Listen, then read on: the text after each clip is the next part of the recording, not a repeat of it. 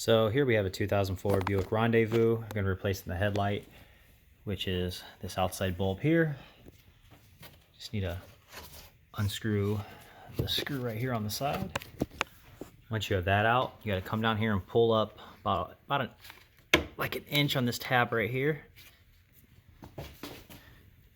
If it comes up.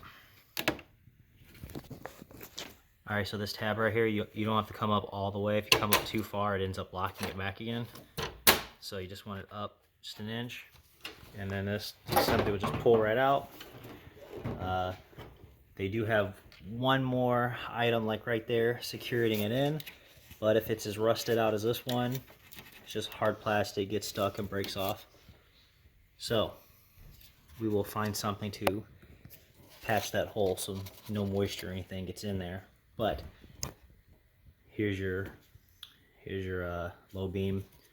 Real simple. Twist counterclockwise, pull out, put the new one in, lock it back in. And then when putting it back in, just line up those two holes. And then when you're putting this side in, make sure the clip is behind the side fender like that. And then just lock it back in, put your screw back, and you're good to go.